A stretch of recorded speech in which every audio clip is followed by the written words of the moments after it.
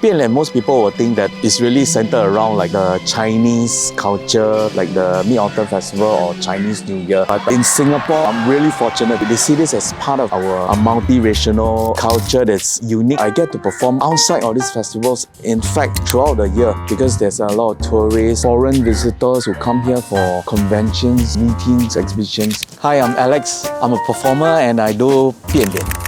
Earlier part of my career, was fortunate enough to actually travel around the world. Our passport helped me a lot. I'm primarily a magician, so I injected a lot of what I learned in magic into Bian Lian, which by itself is also magic in the Oriental sense. Even people in China found it interesting, a different portrayal of the art. Every performance is memorable. I immerse in it. I actually enjoy every moment of performing. One that really struck me was a wedding. I was in India, this place called Udaipur. Very grand. They turned a mountainous area into like a theme park within 24 hours. That by itself is amazing. I was there performing. They booked me for one performance. After the performance, the agent came back and said the host request that I do it again because they have another group of guests that didn't get to see it. Just that wedding alone, I performed like 7 times. I think it's a billionaire family. Their wedding is actually like destination weddings. It's not like one-off like a wedding banquet here and it's done. So it was a week. Ended up traveling with them to many other different states. The booking of one performance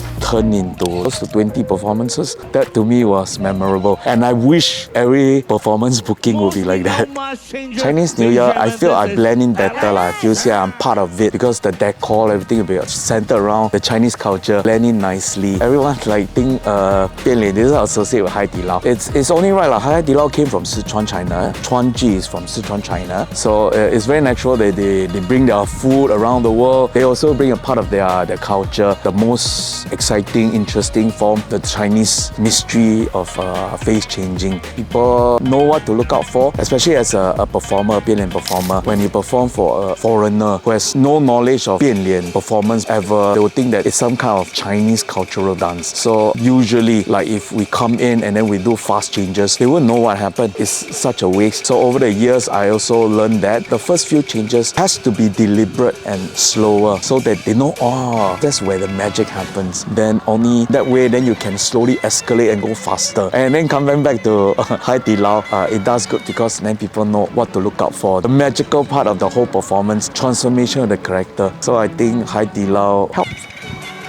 I think the progression is very natural. I'm a magician. I saw Bian Lian and then I was intrigued. As a magician, I think you get drawn to all this mystery, especially I'm a Chinese and there was a Bian Lian master. Got a chance to chat a little bit. So he said, would I be interested in learning? I said, of course I would be very interested in learning. He sort of like led me on and then like disappoint me by telling me that almost a national secret. Usually it can't be taught to someone outside the family. But of course I persisted. I said, as a magician, Bian Lian. The technical side can be worked up by a magician quite easily. I'm not exactly after that part. I'm more interested in the art as a whole. I want to learn every aspect of it. I'm intrigued by the colors, the masks, the characters they actually represent. I was able to convince him that we sort of clicked. That's when he decided that he would take me as a disciple. And that was the easy part because then it became a 3-year journey.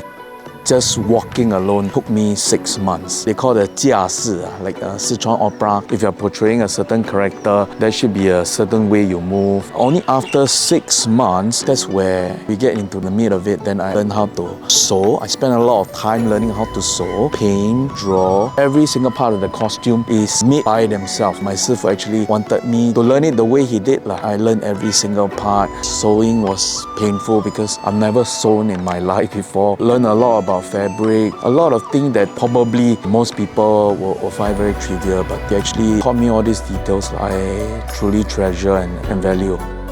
With the internet, everything spreads faster. What saddens me is like Bian Lian has been like trivialized. People will just learn it over a weekend and start performing and then label it as Chuanji Bian Lian when they have total zero understanding of what the whole art form is. To them, it's just color changing faces. Or Chuanji Bian Lian is a transformation of a character. It's not merely the face. If it's just merely the face, it will just come across to the audience as faces changing color. So if it's just faces changing color without the actual portrayal of the character, the performance art loses its meaning. If we progress this way, then I think Bian Lian as an art form will be forgotten very fast. It's really much more than that. It's an entire performance.